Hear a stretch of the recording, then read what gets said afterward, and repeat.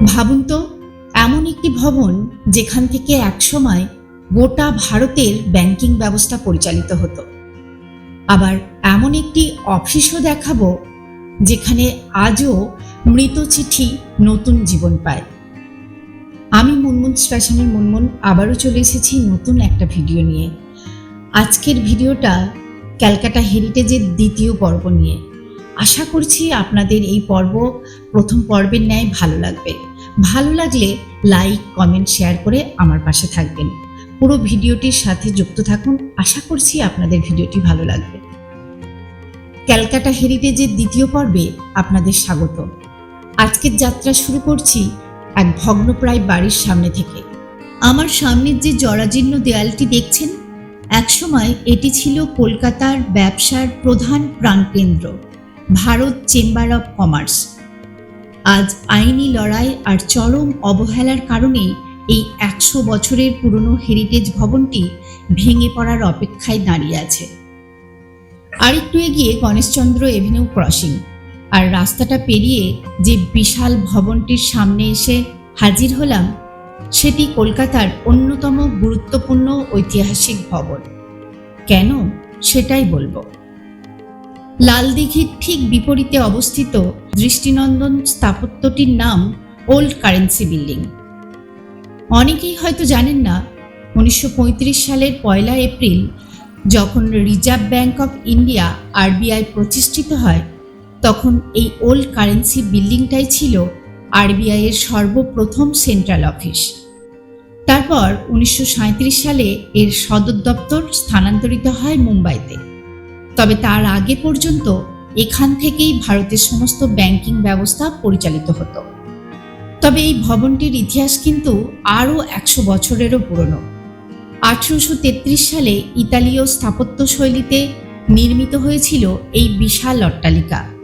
কলকাতা তখন ব্রিটিশ ভারতের রাজধানী। শুরুতে এটি ছিল আগ্রা ব্যাংকের কলকাতা শাখা, কিন্তু 1866 সালে আগ্রা ব্যাংক বন্ধ হয়ে গেল।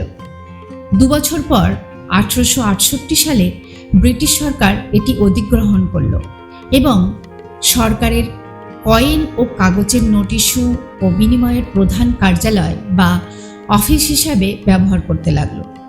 তখন থেকেই এর নাম হয় কারেন্সি বিল্ডিং। কিন্তু গল্পে বড় মোড় আসে 1994 সালে। ওই বছর ভবনটি পরিত্যক্ত ঘোষিত হয় এবং 1996 সালে কেন্দ্রীয় গণপূর্ত দপ্তর এটি ভেঙে ফেলার কাজ শুরু করে।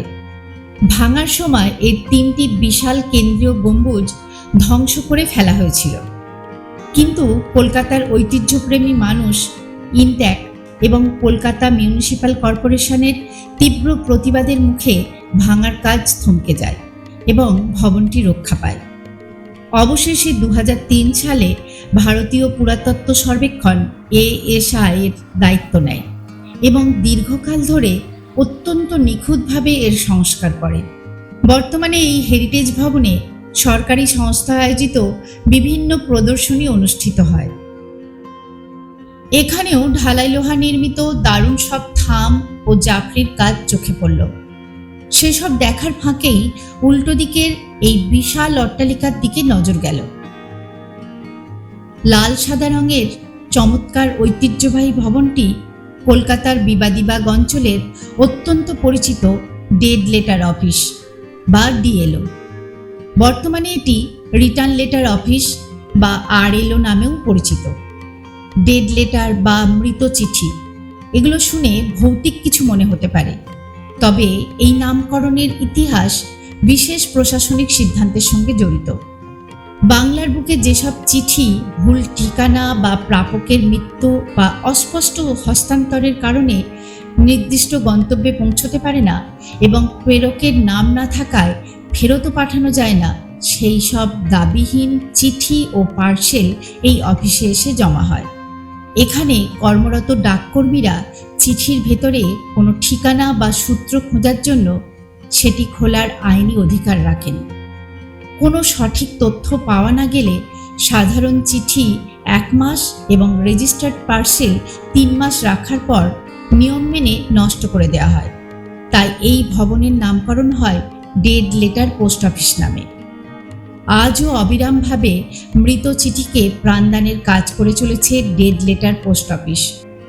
এই বর্তমান ভবনটি মূলত 1873 থেকে 1876 সালের মধ্যে ব্রিটিশ গভর্নর জেনারেল লর্ড লিটনের আমলে নির্মিত হয়েছিল। ভবনটি মূলত ইতালীয় স্থাপত্য শৈলীতে নির্মিত। এর অন্যতম প্রধান আকর্ষণ হল এর ছাদের কোণায় অবস্থিত মাটি থেকে প্রায় 120 ফুট উঁচু ঘণ্টা মিনার। মজার বিষয় হলো এটি দেখতে ক্লক টাওয়ারের মতো হলেও এখানে কখনো কোনো ঘড়ি বসানো হয়নি। ভাবতে অবাক লাগে কলকাতার এই ঐতিহাসিক ভবনগুলোর প্রতিটিই যেন লুকিয়ে রেখেছে শত শত বছরের অজানা গল্প। টেলিফোন ভবনের বিপরীতে এমন চমৎকার স্থাপত্যের ভবনটা চেনেন নাকি? এই ঐতিহাসিক ভবনটি ছিল ব্রিটিশ আমলের বিখ্যাত বীমা সংস্থা স্ট্যান্ডার্ড লাইফ অ্যাসুরেন্সের প্রধান কার্যালয়। 19বিংশ শতাব্দীর শেষের দিকে আনুমানিক 1896 সাল নাগাদ এই রাজকীয় ভবনটির নির্মাণ কাজ শেষ হয়। অনন্য স্থাপত্যশৈলীর কারণে এই ভবনটি কলকাতার ইতিহাসপ্রেমীদের কাছে খুবই জনপ্রিয়। এটি মূলত ইউরোপীয় রেনেসাঁ এবং গ্রেকো রোমান শৈলীর সংমিশ্রণে তৈরি।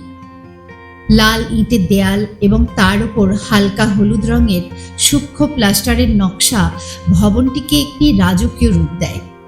তবে এই রাজকীয় ভবনের মূল আকর্ষণ তার ভাস্কর্য ও প্রতীকে। ভবনের তোরণ এবং খিলানের ওপর চমৎকার সব পাথরের মূর্তি খোদাই করা রয়েছে। খিলানের ভেতরে যে দুটি শায়িত মানব মূর্তি দেখা যাচ্ছে তা মূলত স্ট্যান্ডার্ড লাইফ অ্যাসুরেন্সের লোগো বা প্রতীক, যা বাইবেলের বিখ্যাত কাহিনী প্যারাবেল অফ ওয়াইজ অ্যান্ড ফুলিশ ভার্জিনসকে ফুটিয়ে তোলে। এই অনবদ্য স্থাপত্যটির নকশা করেছিলেন প্রখ্যাত ব্রিটিশ স্থপতি ফ্রেডেরিক উইলিয়াম স্টিফেন্স। সত্যি বলতে কি, কলকাতার হেরিটেজ দর্শনে না বেরোলে এমন এক স্থাপত্য ও তার ইতিহাস অজানায় থেকে যেত। হেরিটেজ যাত্রা এখনো শেষ হয়নি। পরের অংশে থাকছে আরও বিস্ময়কর ইতিহাস। ভিডিওটি ভালো লাগলে অবশ্যই একটি লাইক করবেন, কমেন্ট করে জানাবেন আপনার মতামত, আর শেয়ার করে পৌঁছে দিন ইতিহাস প্রেমীদের কাছে। মুনমুনস প্যাশনের সাথে থাকুন। সবাই ভালো থাকবেন, সুস্থ থাকবেন। দেখা হচ্ছে পরের ভিডিওতে। সবাইকে অসংখ্য ধন্যবাদ।